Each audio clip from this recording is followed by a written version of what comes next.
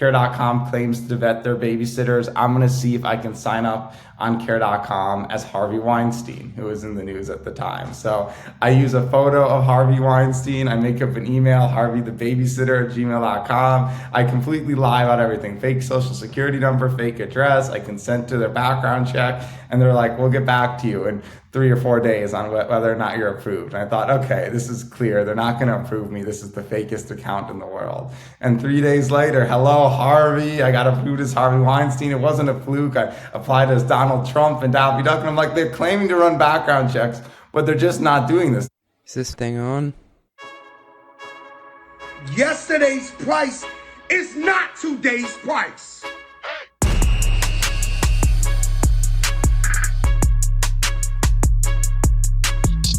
Thank you, Fat Joe, and welcome to Run the Numbers, where I interview world-class CFOs, operators, and the investors who fund them on how to get the most out of your company's performance. This podcast is a playbook of sorts for ambitious people in the world of finance, strategy, and operations.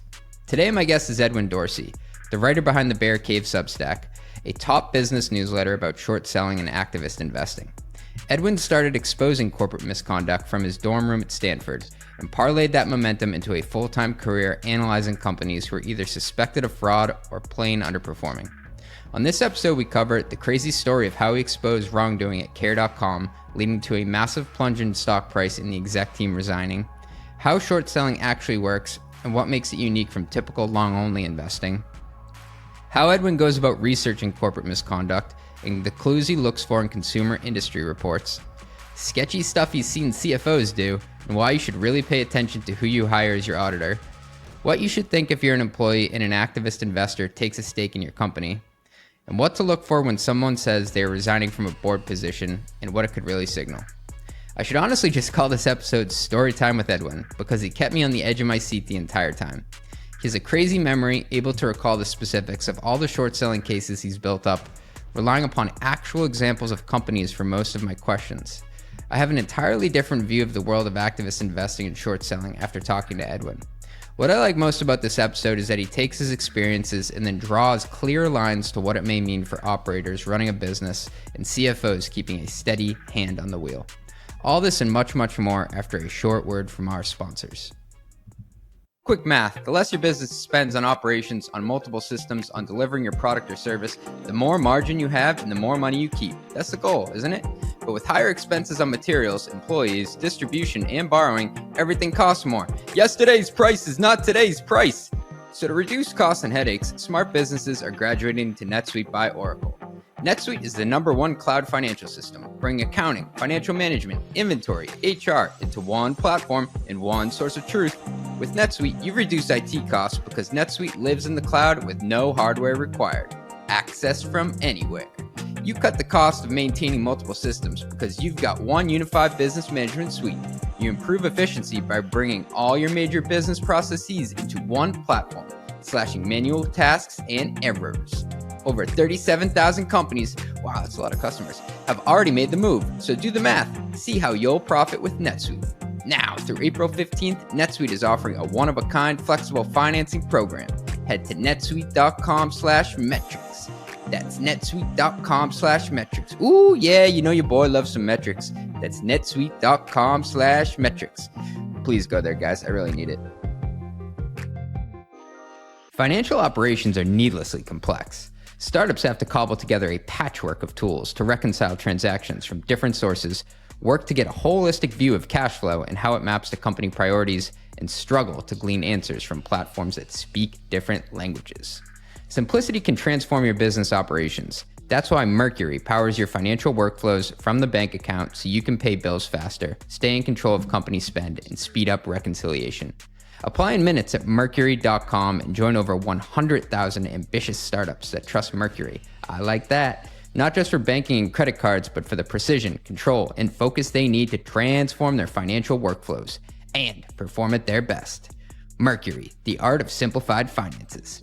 Mercury is a financial technology company, not a bank. Banking services provided by Choice Financial Group and Evolve Bank and Trust. Members FDIC. I always want to do that voice. Welcome back to the Run the Numbers podcast. I am privileged to be here with the man, the myth, the legend, Edwin Dorsey of the Bear Cave Substack newsletter. Thanks for joining me, man. CJ, thanks so much for having me on Run the Numbers. I'm excited to be here. So before we get into what short selling actually is and what activist investing is, I just need people from the top to hear the Care.com story. This one was bold, it was ambitious, and it was kind of hilarious. And I believe it kind of put you on the map, right? Yeah, so this is the story from my college years that gave me a little bit of a following and led to what I do today. So basically, I've always been passionate about stocks from a young age. Freshman year of college, I start interning for a short biased fund that does a lot of this deep type digging into companies. And my summer after freshman year, I go home for a bit, and a friend said, you should look at this publicly traded babysitting platform called Care.com. And for people that don't know, Care.com is a platform where babysitters can advertise their services to parents, and parents can use it to find a babysitter, and the company charges parents for vetting these babysitters and supplying high quality babysitters. And my friend who's on the site says, they're really sketchy, you should look at them, I think they have a lot of safety issues. So I do that. I look at lawsuits against the company. I see a lot of parents have been suing the company for safety issues. I see there's a lot of local news reporting about safety issues with Care.com. And I decide, I don't know if they're actually having safety problems, so I'm going to test their vetting process myself. Care.com claims to vet their babysitters. I'm going to see if I can sign up on Care.com as Harvey Weinstein, who was in the news at the time. So I use a photo of Harvey Weinstein. I make up an email, harveythebabysitter@gmail.com. I completely lie about everything. Fake social security number, fake address. I consent to their background check. And they're like, we'll get back to you in 3 or 4 days on whether or not you're approved. And I thought, okay, this is clear. They're not going to approve me. This is the fakest account in the world. And 3 days later, hello, Harvey. I got approved as Harvey Weinstein. It wasn't a fluke. I applied as Donald Trump and Daffy Duck. And I'm like, they're claiming to run background checks, but they're just not doing this. This is why they have so many safety problems on the site. So I write a little blog post and tweet it out, and it gets a lot of attention and the stock falls. But what makes this a really fascinating story is the company decides to fight back. And the company doesn't decide to fight back in a normal way. They try to call my college, it was Stanford, to get me in trouble. And they call the dean of students and they start complaining about me, and a bunch of Stanford donors are on the board. And I get called into the dean of students office as a sophomore, and they say, you're violating our Wi-Fi policy, you're breaking their terms of service, you need to take your article down. And my parents are freaking out. They're like, he's gonna get in trouble. And I decided for whatever reason to continue fighting against this company. And to make a long story short, it led to this multi-year war with me and them. I started filing FOIA requests with a bunch of regulators for complaints against the company. I wrote another article. I ultimately cold emailed 100, 150 journalists, one of whom was Gregory Zuckerman at the Wall Street Journal. And then he did a 9-month investigation into Care.com. And the kind of saga ended when the Wall Street Journal ran a front page story about how Care.com babysitters with criminal histories had been approved through the site, and 8 times somebody who had a criminal past approved on Care.com ended up babysitting a kid and killed the kid, or the kid died in their care. So people with DUIs and drug arrests and literal sex offenders are babysitting kids through Care.com. And it became a huge issue. The CEO, CFO, and general counsel all resigned. The dean who investigated me got fired. And it was kind of the genesis of growing a Twitter following and my first foray into activist work on the short side. That's an amazing story. And what struck me the most about it was not just the financial rigor that you took to look at the data that was available, but the active approach you took to actually jumping in and testing something. So I have to applaud you on your creativeness and just your drive to get into the thick of things. And you kind of became a character within the overall plot. Yeah, absolutely. Journalists always say you don't want to become a part of the story, you want to report on the story. But that's kind of not my perspective. It's I want to be as intimately involved as possible. And, in some ways you kind of need attention and to be involved to actually change things. So it was so much fun that I kind of have more or less made a career out of it now. And tell people a little bit about that career, because it's pretty unique. I've read the amazing reports you come out with, but what was the genesis of the Bear Cave? So CJ, basically I was interning on and off with hedge funds all 4 years of college. And there was one in particular I interned a lot for. And I was graduating and I thought I was going to work for them, but they decided to shut down and they were in the process of shutting down. So I'm like, oh shoot, I can't work for you. I need to find a job. So I'm talking to a lot of New York City hedge funds, and it's clear, like, entry level work involves a lot of Excel. It's very top down. It's very bureaucratic, at some of these funds. And, I wanted a really good job. So I decided to start this newsletter my senior year of college to get a lot of attention from hedge funds and hopefully get hired and get a really good job. And I started it February 2020, my senior year. And 1 month later, the pandemic hit. So, I had a lot of time to work on it. And the pandemic, was the best time ever to launch a newsletter. People were bored. People were online. Twitter was going crazy. You could get just tons of signups anytime you tweeted out your newsletter. And so I was doing this newsletter in the pandemic, and it started getting really big, really fast. And it started getting attention from hedge funds. And, a lot of people were saying I should charge for the newsletter. And I started charging for it in 2020. And within 6 weeks, it hit a full-time income. So, more or less, it's been my job ever since. And within the newsletter itself, there's a free version where every Sunday I'll recap new activist short reports. I'll highlight notable or suspicious resignations, a lot of CEO and CFO resignations that resign after very short periods of time. I highlight interesting tweets. And then twice a month for the paid subscribers, I'll criticize a specific company, generally a $1 to $10 billion public company that I feel is misleading investors or harming customers. What I love about your story is something that I've believed for a while, is that the internet is the last place in the world where you can write yourself into any room. America's the land of opportunity. I say the internet's the only place where like-minded people will find each other. And if you're smart, you don't really, you can check your credentials at the door. People will listen to you. And I love how that happened for you. Yeah, it's very meritocratic, and it just opens up so many doors. That's when I started the newsletter, I thought, oh, it's going to be lonely. I'll just be writing in my room all day. And, you want colleagues, but it turns out the internet is a superpower in terms of meeting new people and forging new connections, just like between me and you, CJ. So I love it. Yeah. I'll ask you about short selling and activist investing in a sec, but anybody you could name drop who you wouldn't mind that you've met through this that's been pretty cool? Holy shit, I can't believe they picked up my phone call. Oh, I met a lot of interesting people. Jim Chanos is the obvious one, and he was an early reader.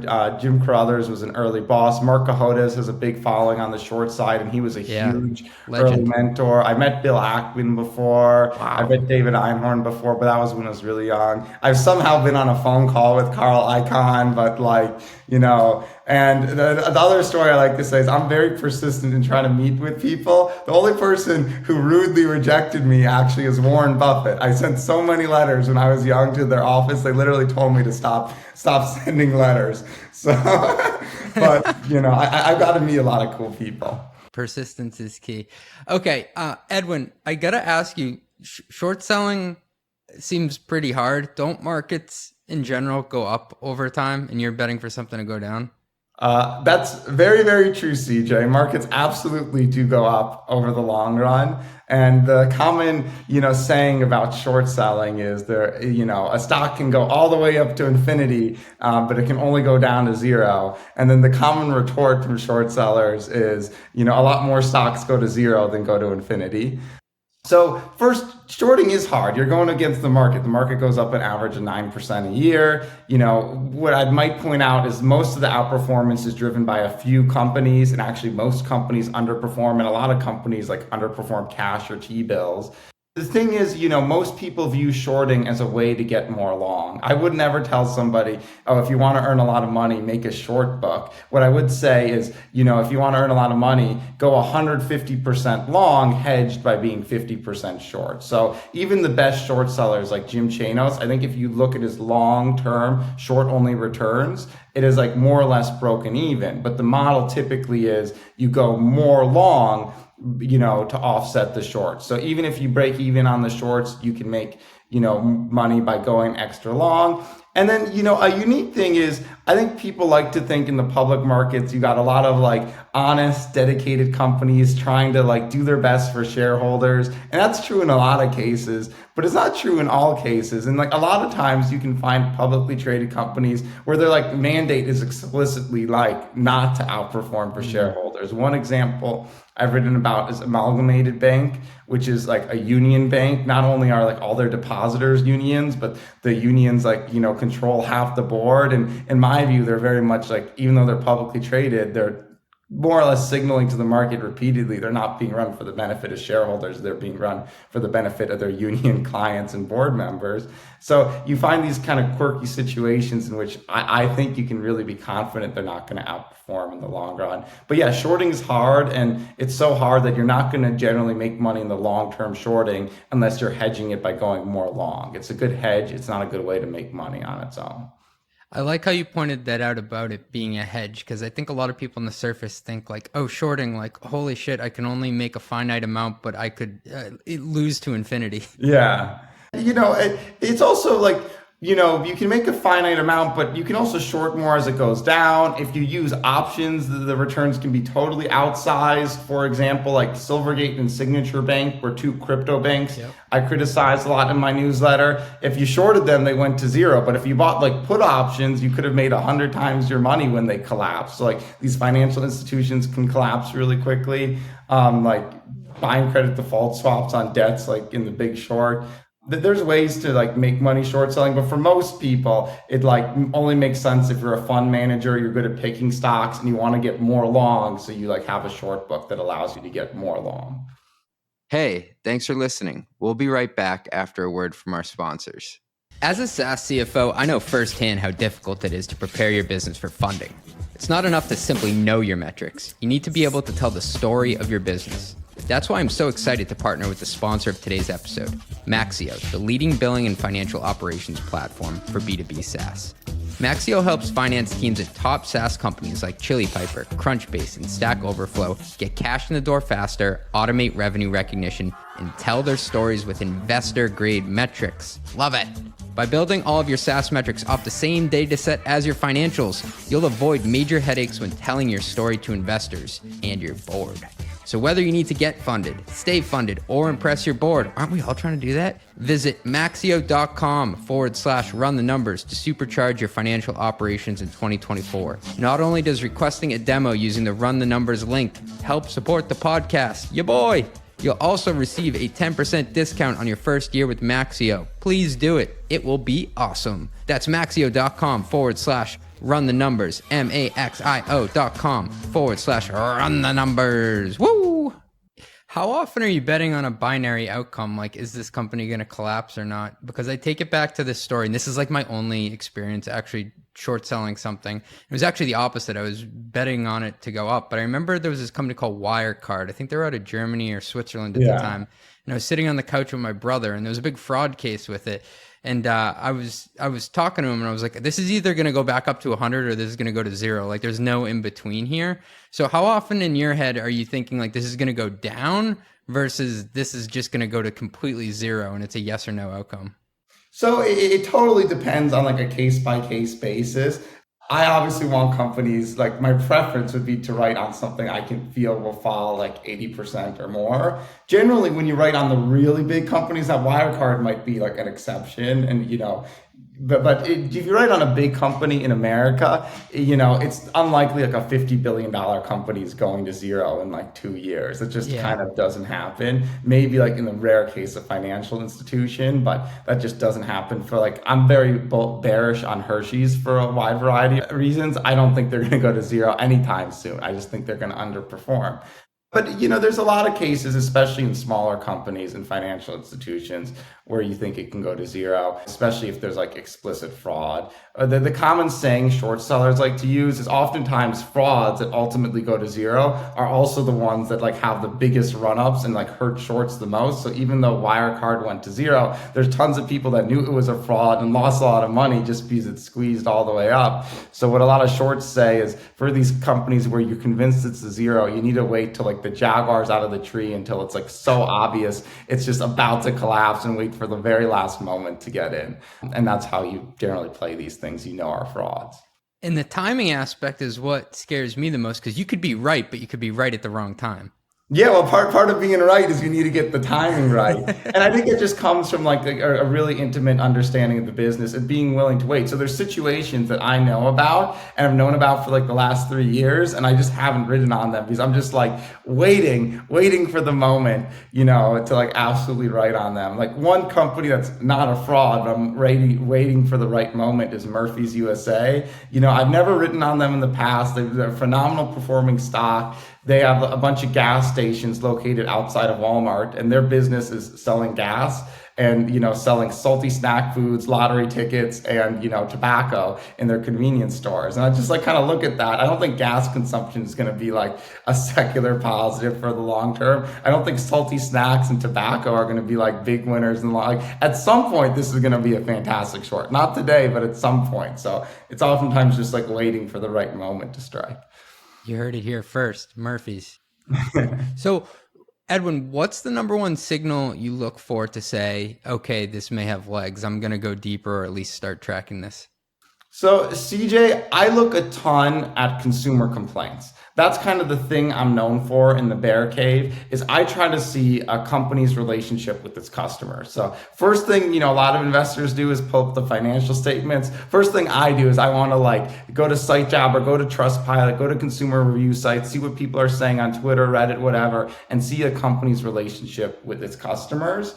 And, if you see like a ton of customers complaining about the product, not frivolous stuff, but like being overbilled, things that are impossible to cancel, being overcharged, that typically catches my eye. And then the second step to go beyond just internet rumors is I'll often file FOIA requests with state regulators for consumer complaints against businesses. So if there's a business that I think is acting improperly, I might go to the Florida Attorney General or Texas Attorney General or whatever state they operate in, the state Attorney General, send them a FOIA request and ask for consumer complaints filed against that company in the last few years, obtain those complaints, and that's how I really start digging into a business most of the time. Me and my friends used to always joke, I won't use the name of the business, but all right, it's Boston Sports Clubs and the gym throughout Boston, but we used to always say, I wish there was a way to short this because it's absolutely impossible to cancel a gym membership here. Gyms are notoriously tough for this. One company I've like written about a lot is Planet Fitness. And the thing is, you don't want to just say gyms are tough to cancel, short all gyms. You want to like look at the policies and complaints for like each and every gym to see who's the most egregious actor is. And something a lot of these gym companies do is they'll try to get you to sign up with a debit card instead of a credit card, because credit cards have an easy dispute mechanism. So if they're billing you without your consent, you can file disputes. Now it causes huge problems with them, but debit cards or direct account ECHs can't, or like have a much weaker dispute mechanism. So like a lot of shady businesses look for debit card signups or direct, and they'll say it's for your convenience and so your card doesn't expire, so it's your subscription will never terminate. But almost always, if a business is trying to do that, it's like because they want to bill you without your consent. And Planet Fitness has a lot of other shadiness. You can't cancel over the phone, online. You need to go in person. When you go in person, they say you can't cancel today. It's a processing day. Come back some other day. It's only $10 a month. So it's like, it's never going to get on anyone's nerves. A lot of these businesses are really dirty in my view. Edwin, I was scrolling through all the recent publications you've done, and I noticed that more than 50% of them were B2C businesses or consumer-facing businesses, like Care.com, that's B2C. Is that because the data is easier to get? Is it because there's a specific trend that's easier to identify among them?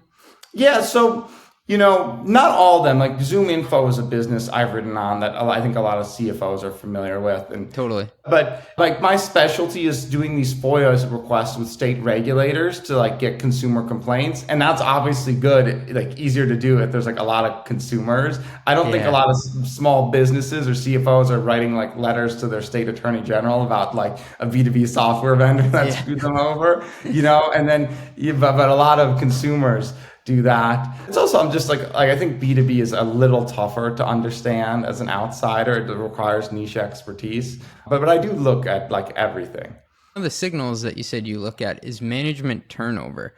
I found that a fascinating one. So you're looking for people that are quitting or like, hey, they've had 3 CFOs in 2 years. It's kind of sketchy.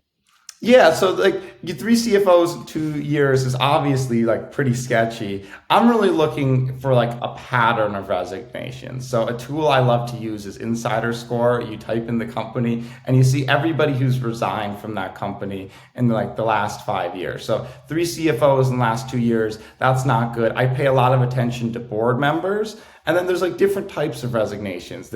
I served on the board for 6 years and I'm not going to stand for re-election, and that's fine. And then I served on the board for 90 days and I'm resigning effective immediately. And if that's an audit committee member, then that's like very suspicious. So even if a CFO has been there for a long time, if you have a lot of turnover with chief accounting officers, with members of the audit committee, especially resigning effective immediately, especially if that person on the board has a lot of experience at other public companies and they stay on their other public company boards, but they resign from this one. Like one thing I love to point out is if a board member resigns to spend more time with their family, but they stay on all their other boards, and then, it's like, because very few board members this happens occasionally, board members will voice disagreement with the company in the resignation letters, but that's extremely rare. So it's more of like a pattern of resignations or like a pattern of bad conduct, because that's how people can like vote. They vote with their feet and they leave. And then, down the road, stuff will hit the fan.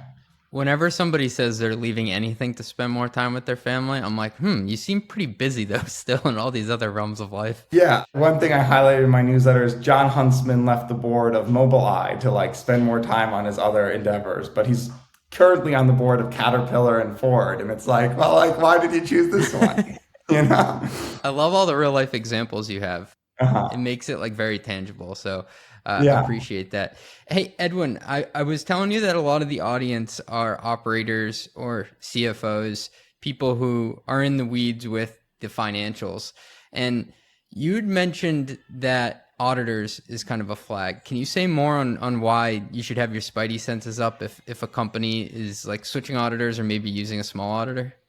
So yeah, one of the first things I'll do is I'll go to the PCAOB auditor search tool. Most people don't know this, but for any public company, you can really easily see who the auditor is, and that's obvious. But you can also see who the specific audit partner is responsible for the audit. And I think that's less obvious to people. In fact, like very few people, even in finance, know that. So, dude, I had no idea you could see that. Well, we're all learning together. So if I'm looking at a big publicly traded company or a small one, you see who the auditor is, and most of them have big four auditors. Occasionally there's examples where you'll find a big company that doesn't, like Corvell, a big health insurance company uses an auditor called Haskell and White, which is like this really small outfit. So right away, that'll get my spidey senses, because like a weak auditor or like an auditor where you're their largest client by far, they're going to be much more likely to like play games with you, to not want to lose you as a client. It's tougher to do that with a big four auditor that generally has a lot of experience and could afford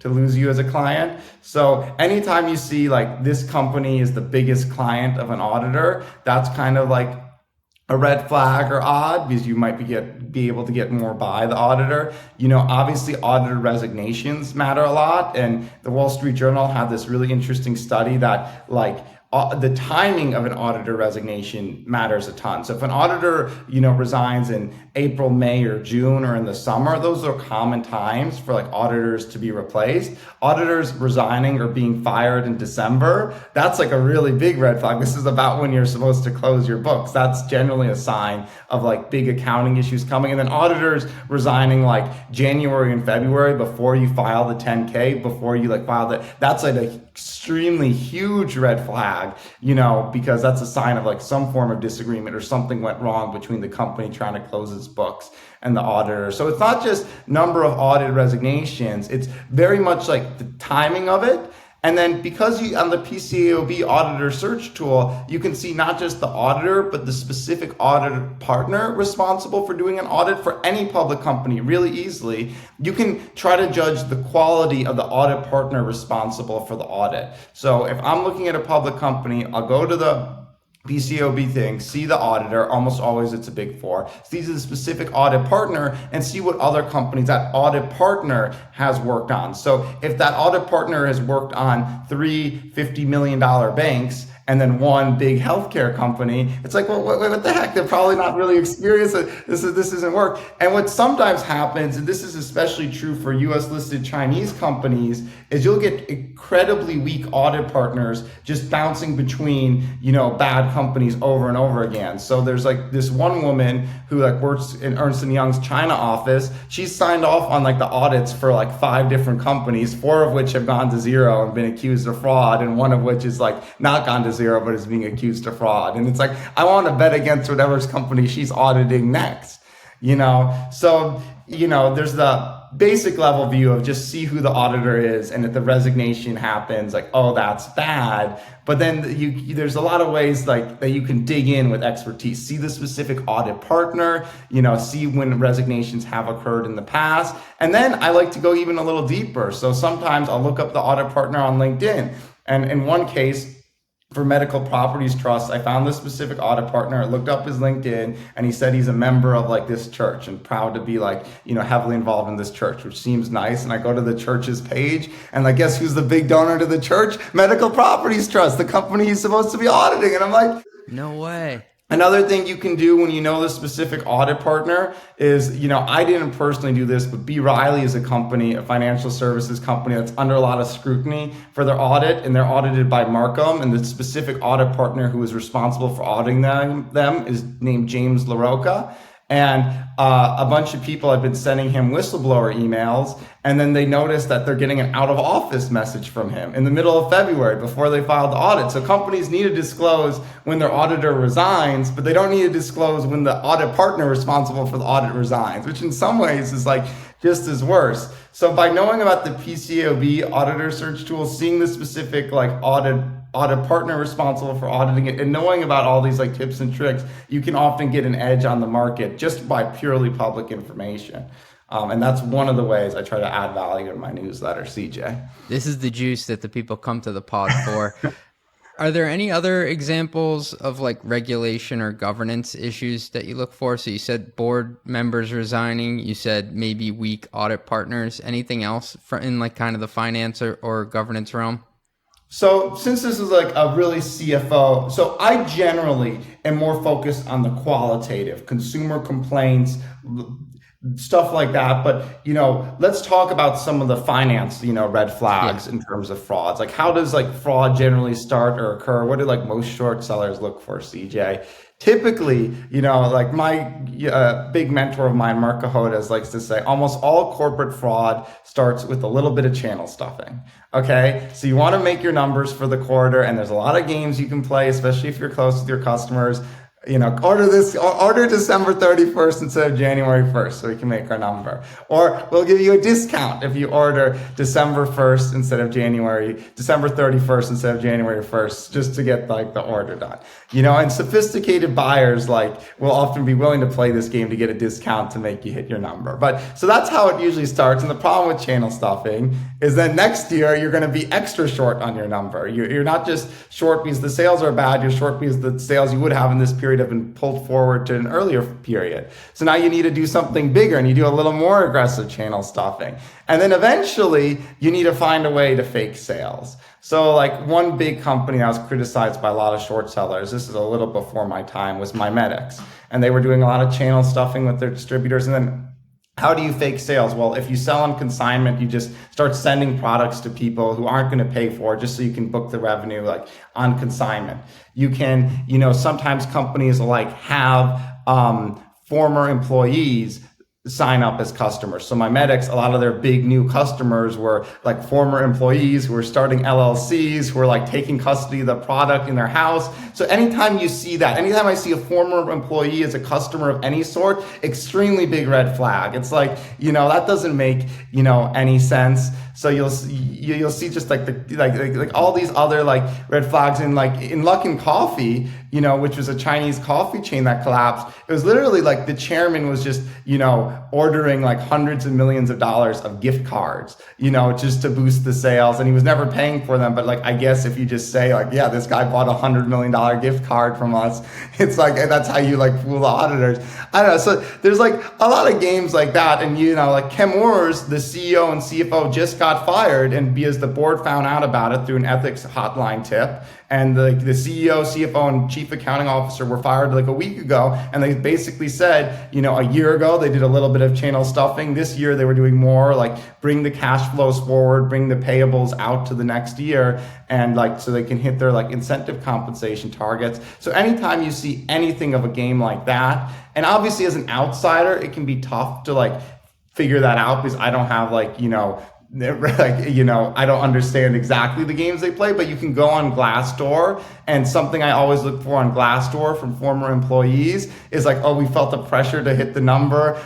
Sometimes people are like, my boss said I needed to get this sale by December 31st. And it's these are non-economic games. In my view, a healthy growing company won't care if it's December 31st or April 1st. Sometimes in FOIA, you'll get internal emails with companies and customers, and they'll be like, you need to sign up. We're really trying to get this done by December 31st. And it's to me, those are all signs of weakness and badness. And those are that might not be explicit fraud, but anytime you're trying to play game around the closing period, if a retailer sends an email saying, we have a big discount, and that email's coming a week before a quarter closes, these are all kind of red flags for me, because that's how the early stage stuff starts. So as kind of on the CFO side, that is what I would be looking for. Of course, there's litigation. People can go to this website called Pacer. It's a government site, and for no money or close to no money, I'm talking a few dollars, access all lawsuits that have been filed against a company, at least in federal court. And then sometimes those will have allegations of misconduct, but you never know how reliable it is. So that's kind of on the finance side in terms of corporate fraud and financial misconduct. Those are all the general red flags I'm looking for. Edwin, I'm so glad you brought up channel stuffing, because a lot of the audience, like me, worked either for a software company or a hardware company at one time. And I've heard these crazy stories over beers with people that I've worked with of being around an EMC or a Cisco in the early 2000s. And you hear about trucks just being loaded up with hardware and driven around from location to location. And then they mysteriously just get returned in the next period. Crazy stories like that. Exactly. Yeah, so anytime you see a return, they're trying to delay when the money for a return is coming through. Sometimes with channel stuffing is you'll see a big public company, and for whatever reason they'll often pick an obscure country to channel stuff a lot of things in. So that country will grow 1,000% their sales in a year. So I think Lernout & Hosby was a software vendor that had connections to Microsoft, and they had a few overseas subsidiaries growing gangbusters, but then no one in that country even knew about it and was talking about it. So that's a red flag. It's a little bit out of my expertise in the newsletter, but I'm still very aware of it. And then the other thing I look for so there's financial fraud. There is, companies that are abusing their customers, cancellation policies, gyms, insurance companies that play games and the like. And then the third bucket, I would say, is I look for companies that are misleading investors or lack economic substance. And, most companies are legitimate or semi-legitimate, but occasionally you'll find a company where it just barely exists, if at all. An example will be there was a company that hit $1 billion market cap called Ag Eagle Aerial Systems. And this is at the height of retail investing 2-3 years ago. And their whole thing was, we're going to build drones. We're going to partner with Amazon or a big retailer. And, they're going to use our next generation delivery drones to deliver product, and it's going to be so great. And right away you look at the SEC filings, and it's they've spent $50,000 on research and development in the last 3 years. And it's that doesn't make sense. How is Ag Eagle Aerial Systems going to be the next big thing if they're just spending nothing on research and development? And then you look at the shareholder list, and it's a bunch of penny stock promoters who've been involved in a lot of companies that have gone to zero. And it's okay, I see the game that's going on here. And then you try to figure out, where is this rumor of an Amazon partnership coming from? And why do all these retail investors think an Amazon partnership is coming? And you go to Reddit and you go to Wall Street Bets, and they're I kid you not, they're we found the chairman's daughter YouTube page, And the chairman's daughter had been pasting like these unlisted YouTube videos of the Amazon logo next to the Ag Eagle Aerial Systems logo. And all these Reddit retail investors were being like, oh my God, she must be doing work for her dad and they're going to use this in a presentation. We found about the partnership before it happened. When it's like, this is just not how like real partnerships are done. The chairman doesn't tell his daughter to make slides. It goes on an unlisted YouTube video that somebody almost certainly working with the company is posting to Reddit, and all these retail investors are being fooled. And like Amazon, like sometimes like, I'll go to these companies and be like, request for comment, like, is this a true partnership? And they'll say no. I'm like, well, I got something perfect in my newsletter. The company told me there's no partnership and everyone thinks there's going to be a partnership. So, that's sometimes like what I'll see. So that company went to zero. Another example was this company, Embark Trucking. They were going to be a big self-driving software company for trucks. Yeah, I remember. They had a 25-year-old CEO, and they had a really young management team. And like the CEO's claim to fame is he made the first self-driving electric car in Canada. That's what they put in their SPAC deck. That's why he was like so respected. And I just like looked into it by like Googling old articles, and the self-driving electric car he made was like a golf cart, and it's like, wait a second, this is not the same thing, and all the employees were his college friends. They said they had great intellectual property, but unlike every one of their competitors that had hundreds of patents, they had literally zero patents. They said they relied on trade secrets, and it was just like, this company just, I believe, has nothing. And then it went to zero like over 2 years and never made a penny of revenue. So you'll see a lot of these companies where they just don't have anything there. And like those are to me like the funnest to bet against, because I know how this ends and it's going to happen quickly. And it's easy to kind of show the outside views. I love how you say, I know how this ends, because you're like, oh, I've seen this movie before. Yeah, it's like, there's like, you're going to maybe put out press releases, but you're never going to get $1 of revenue. Hey, how often do you look at misstatements or restatements in financials or earnings as a leading indicator? So this one, I'm like very sure it wasn't fraud, but do you remember that the Lyft press release recently, like the analyst accidentally said it was going to be like 5% increase to margin, but he really meant 0.5%? Yeah. That actually seemed like it was just a stupid human error, but like how often do you look at financial statement like mishaps? So I think the example that comes to mind for me is like Valiant Pharmaceuticals, and this is 2017 or around that year, and they were getting accused of a lot of fraud and games with their distributors, and they put out like a press release, and like the press release numbers didn't match the like SEC filing numbers, and everyone is like pointing to these huge disparities. And it was easy for like in the press release it said we have $250 million of adjusted like free cash flow, and the SEC filing was $230 million, and like 3 or 4 other numbers were off. And everyone, like a long investor, probably says, oh, typo, some like intern messed up or whatever. But I think like a lot of short sellers said, look, they actually have 2 sets of books clearly, and like they clearly were trying to like do something. So that could have a lot of value, but that almost never happens where there's like an unintentional mishaps. Now restatements happen, auditors like resigning happens, auditors with like saying like the past statements can't be relied upon happens. I almost don't view it as a leading indicator. See, my job is to try to figure out that that's going to happen before it happens. Like after that happens, the stock will collapse. And I think oftentimes companies that do this restatement, like the market completely loses faith right away. They might get punished too much. They almost might even need to delist, go OTC, and then they can be like good long investments going forward because they like market overreacts. So I need to figure out that the auditor is going to resign before it happens. And, we can look at resignations among board members. We can look at, chief accounting officer turnover. Some really basic thing is don't just look at if they left and what they're going to say, which is boilerplate. Go to their LinkedIn. I've literally seen CFOs resign, say there's no disagreement, and then delete from their LinkedIn their work experience at this company they were at. It's like, that's a sign of disagreement. And that happened like with Tattooed Chef. You obviously want to like look at the replacement. Tattooed Chef, this SPAC that went to zero, the replacement of a CFO who resigned and like took it off his LinkedIn. Like, I don't really believe in judging people where they went to college, but this person went to the University of Phoenix. The University of Phoenix is like not the best place, these online colleges to like, hire a CFO or chief accounting officer. So that's like kind of like a red flag. Or, you look at their past experiences, you've seen like chief financial officers at public companies that like ran yoga studios. It's like, that makes no sense. All those things to me can be like leading indicators that, we're going to see a restatement. So I want to figure it out before it's announced. It's kind of like how in Breaking Bad, Saul Goodman, the lawyer, goes to University of American Samoa. Yeah. And then they try to play games. Yeah, like, did you hire your CFO like off of like a fry cook line, or is this legit here?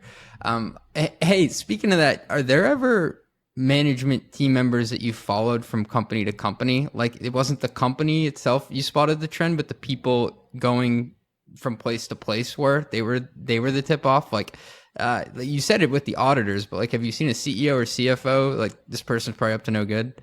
So a little bit of the problem with that is it's like kind of so obvious, every investor will know. It's like, if your last company ended in bankruptcy, I'm not a fan of the term like it's priced in, but in some ways it's like, if this guy is coming with clear hair on him, like, it's going to be maybe not priced in, but aware in the market. So an example would be like Fisker, the CEO Henrik Fisker, like his first automotive company went bankrupt. He starts Fisker again, and I don't think it's bankrupt yet, but it's like down 90%. And in that case, the CFO actually of Fisker is his wife. So, CEO, CFO, husband-wife combos, talk about related party red flags. Yeah. So like another example, so it might not be like a clear-cut bankruptcy, but when you look into the past, like you'll see the CEO of The Joint, which was this franchisor of chiropractic clinics that did really well, but then franchisees can easily overexpand, boost the numbers in the short term, add low quality franchisees, and then kind of collapse. So Joint went from 10 to 100, now to 10. Like, his previous company was a franchisor of like frozen yogurt vendors. And I think it was called Tasty Delight. And they had this similar pattern where there was no fraud. It didn't go to zero. And it might have performed well overall, but it had this huge overexpansion. And then it needed to decline its number of franchises because of like quality issues. So when I saw that in the past, it kind of reaffirmed my idea that maybe they did the same thing again. Sometimes I'll look at publicly traded banks, and a lot of the employees from that bank will have come from banks that failed or had poor lending practices in the past. My general preference, though, is to spend more time looking on the history of board members. So, people will, like, anytime if the CEO has hair, you'll see that in every write-up, and every professional investor will be aware. What people don't look enough at, which I think has a lot of value, is the trajectory of the board. So if I see a board that has no other experience on public company boards, extreme red flag. If I see a board where a board member has served on 3 other companies that collapsed and now you're on a 4th, that's a red flag. And, some people might say, oh, boards don't have that much value, but it's kind of, to me, like a cultural thing. It's like, public market winners win and associate with winners, and public market losers lose and associate with losers. So if you have and most boards are frankly mixed. You're going to have board members who've served on a lot of companies. Some have done well, some have done poorly. But it's like, when you see these egregious cases, if you served on 3 boards and went to 0, I want to bet against your 4th one. Like New York Community Bank, one of the board members who just resigned served on a financial institution that went to 0, and now this new financial institution is about to go to 0. It's like these, I do think like people of a feather kind of flock together. So seeing a board member with a history of losing on a company, that's a big red flag. You have an encyclopedic memory. It's very impressive. Thank you. It's all I do, CJ. I love it. And the energy, it gets me hyped up. So I wanted to talk about activist investing and what it means for employees. And so I'll just tell you a little bit of a story. Yeah. But I have a friend, he's worked for 3 companies where Elliott Management took a stake. Oh, good. And so we would joke, like, wherever you go, it's probably a good place to short. But that was kind of in jest, because sometimes activist investing, it's my understanding that they do turn the company around and make it perform better because they are taking a stake in it. So if I'm an employee who's listening and maybe there is an Elliott Management or a similar fund taking a significant stake in my company, how should I feel about that? Should I think usually your job is at risk, or should I think about it like they're here to actually make the share price go up? Well, I would think that they care about making the share price go up.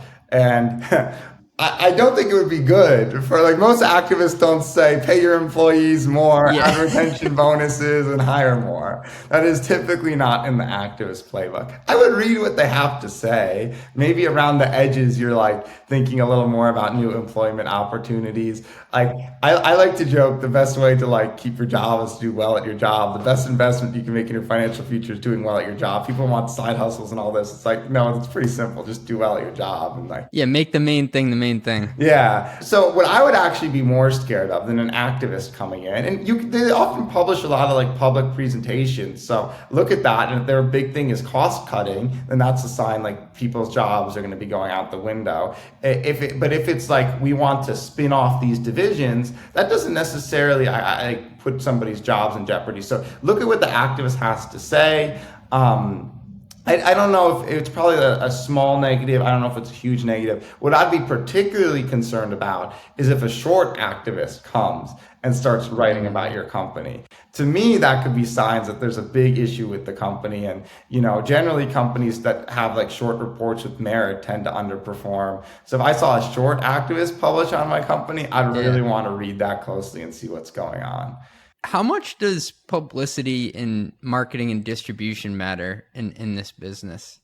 So we've seen a trend. If you look at like activist short selling over time, with these activist short sellers become more and more like media companies. So in the early days, there was Citron Research and Muddy Waters, and they just had a site, they put out a report and you could download it. Then it kind of became like anybody, like with the advent of Twitter and blogs and newsletters, like anybody who just had a Twitter and a blog could like be an activist short seller and start developing a following. And now you have people who are having like full on media companies to help disseminate their content. So Muddy Waters started this like TV channel type program called Zeros TV, where they'll do like video content and interview people about activist shorts, and you can sign up for SMS messages when new activist shorts come out. So it's becoming like, these like activist shorts are more and more trying to become their own media companies to get more attention. And then traditional media is paying a lot more attention to activist short sellers. You'll see Wall Street Journal reports on a Hindenburg thing, or like you'll see a lot more coverage of these activist shorts. So like a lot of these activist shorts pay PR people to help like disseminate information. So you're absolutely like, I think it helps. Like what really matters is like, are you right about the core facts? And one of my frustrations is like, I feel like some people are kind of consistently wrong, or like, I think my style is to be understated. Let the evidence speak for itself and just let the evidence convince people. While a lot of other activists might have a reputation for saying price target 0, price target down 90%, like flamboyant claims, and then get the stock to go down and be out like the next day. So if you think long activists can be short-term, short activists can be even more short-term oriented. Like an example of something terrible in terms of like shorts doing media is, I think Harry Markopoulos, the Bernie Madoff whistleblower, he came out with a short report on GE. He registered the domain gefraud.com. It's no longer up, but he said GE is the biggest fraud since like Bernie Madoff. He was comparing, it made no sense, but it was very sensationalistic. And he was clearly working with the fund that was shorted and getting paid depending on how much the stock went down. And like, that's an example. He tried to get as much media attention as possible. I don't think his claims had merit, and he made a lot of money in the short run, but the stock's done well since his report. I'm glad you confirmed my hypothesis, because I've read a lot of the analyst reports, and some of them I use the word report loosely. Yeah. But it does feel like a trend towards kind of political campaignish stuff. Yeah, like I don't view it as like everybody does this. It's very much like who is like, person by person or publisher by publisher or firm by firm. But like some of these guys, I think it's like clearly trying to like cater to people that might not have an intimate understanding of the company, right, and being like a little sensationalistic, and that's just not good. We may have to just title this episode Story Time with Edwin. So we started with the Care.com saga. Maybe we can bookend this. Is there any other crazy story on exposing corporate wrongdoing you could leave us with? Okay, well, I'll end with a funny one. There's a publicly traded company called RCI Hospitality, okay? And Oh, Rick's. they own Rick's. They own like 50 strip clubs. He was supposed to come on the podcast and he stood me up. So Well, maybe something happened. I don't know, but he didn't come on. So So keep going. I published on them in the Bear Cave a while ago. And basically, it's kind of like they were trying to make NFTs of dancers. They're trying to make an OnlyFans. They were trying to grow a burger chain that would like compete with Hooters, but it was like clear. I don't think they had the restaurant experience to get it done, and the early franchisees were a little weak. So I wrote a report. Like there's a lot of related party stuff. Obviously, they have audit problems. It's a cash heavy business. So, I wrote a report on them, not expecting it to get a lot of attention, but the CEO of this company's on Twitter, and like his head of IR is also active on Twitter. So, they challenged me to a Twitter Spaces debate on my report and him. No way. So I had like 2 years ago this really like big media event where me and the largest strip club owner in the country had like a live Twitter Spaces debate. And what other people don't know is because people like in the strip club industry know each other, all these other strip club owners started contacting me, explaining how the businesses work and why I'm right and why I'm wrong, and how so somehow I got to know a lot about like the strip club business by this one report and like debated this guy. So that was like the funny crazy story. It is awesome though how you get to dig into the monetization models Yeah. of all these different companies, and you probably learn crazy things. Like I didn't expect that I'd be looking at like brake calipers and how long they last. Yeah. Like wild things like that someone who's intellectually curious, latches onto. Absolutely. CJ, this was a lot of fun. I really appreciate you having me on. No, thank you so much. Like I've been a fan of what you've built and your writing. And so where can people find you if they want more, Edwin? Absolutely. If you Google Edwin Dorsey or the Bear Cave newsletter, you'll find a lot. I'm on Twitter @StockJabber, and just Google the Bear Cave newsletter or the Bear Cave Substack and it'll come up. Hell yeah. Active subscriber right here. Thanks, man. I appreciate you being generous with your time. Absolutely. Thanks, CJ, for having me. Run the Numbers is a mostly LLC production. Yelling an intro by Fat Joe. Artwork by some AI thingamajig. Podcast and video editing is done by Cleancast at cleancast.io. Nothing said on this podcast is intended to be business or investment advice. It's the sole opinion of me, a guy who feeds his dog too much ice cream and has a history of net operating losses, LOL. If you like this podcast, please hit subscribe. It would mean a lot to me. And also check out mostlymetrics.com. That's my newsletter where I explore business models and financial metrics. Thanks for riding with me. Share this with your friends. Peace.